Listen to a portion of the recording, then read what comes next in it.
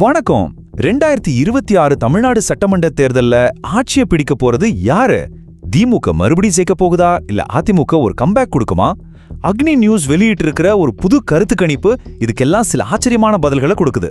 வாங்க இந்த நம்பர்களுக்கு பின்னாடி என்ன இருக்குன்னு விரிவா பார்க்கலாம். ஆமாங்க, இதுதான் இப்போ எல்லார் மனசுலயும் ஓடிட்டு இருக்கிற ஒரே கேள்வி. 2வது முறையா ஆட்சியை பிடிக்க திமுகவும் இழந்த ஆட்சியை திரும்பவும் பிடிக்க அதிமுகவும் மும்முரமா இருக்காங்க. இந்த நிலையில தான் அக்னி நியூஸ் சர்வீசஸோட லேட்டஸ்ட் கணிப்பு இதுக்கு ஒரு பதில சொல்லுது. சரி, வாங்க இப்போ நேரடியா விஷயத்துக்கு வருவோம். இந்த கணிப்போட ஹெட்லைன் என்ன சொல்லுது? எந்த கட்சிக்கு வெற்றி வாய்ப்பு பிரகாசமா இருக்கு? யார் அடுத்த அரசாங்கத்தை அமைக்க போறாங்க? நமக்கு தெரியும், தமிழ்நாட்டுல மொத்தம் 234 தொகுதிகள் இருக்கு. ஜெயிக்கணும்னா அந்த மேஜிக் நம்பர் 118. ஆனா இந்த கருத்து கணிப்பு ஒரு தெளிவான வெற்றியாளரை இப்பவே கை காட்டுது. அக்னி நியூஸ் கணிப்பு படி ரிசல்ட் ரொம்பவே கிளியரா இருக்கு பாருங்க. திமுக கூட்டணி அந்த மேஜிக் நம்பர் 118 எல்லாம் ஈஸியா தாண்டி ஒரு பிரம்மாண்டமான வெற்றி, அதாவது 178 இடங்களை பிடிக்கும்னு சொல்றாங்க.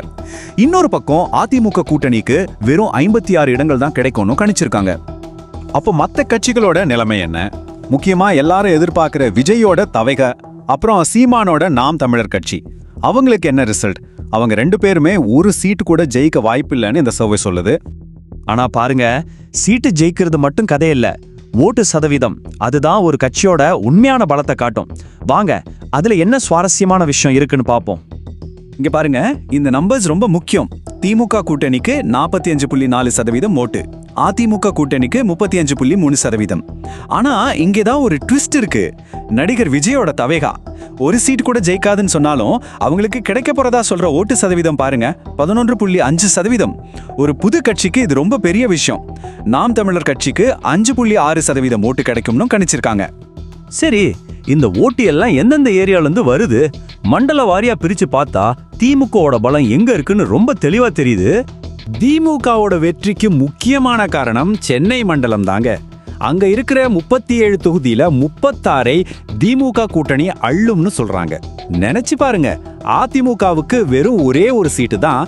இதே மாதிரி தான் மத்திய தென் மண்டலங்கள்லயும் திமுகவுக்கு பெரிய லீடு இருக்கு.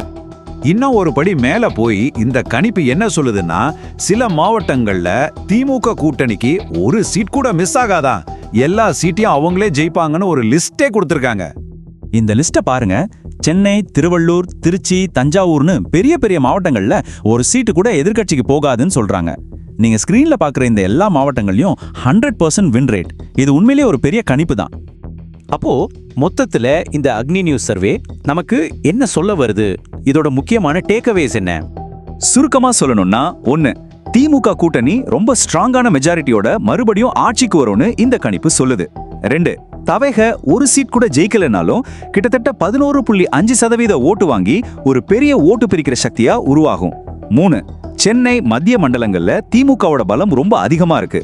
4, பல மாவட்டங்கள்ல திமுக கிளீன் ஸ்வீப் பண்ணணும்னு எதிர்பார்க்கப்படுது. நிச்சயமா இது ஒரு கருத்து கணிப்பு தான், இறுதி முடிவு கிடையாது. தேர்தல் நாள் நெருங்க நெருங்க அரசியல் களம் எப்படி வேணா மாறலாம். ஆனா இந்த எண்கள் உண்மையிலேயே ஒரு பெரிய அலையோட அறிகுறியா, இல்ல அதிமுக தவைக்கா மாதிரியான கட்சிகள் களத்தை மாத்துவாங்களா? பொறுத்திருந்து பார்ப்போம். உங்க கருத்து என்னன்னு சொல்லுங்க.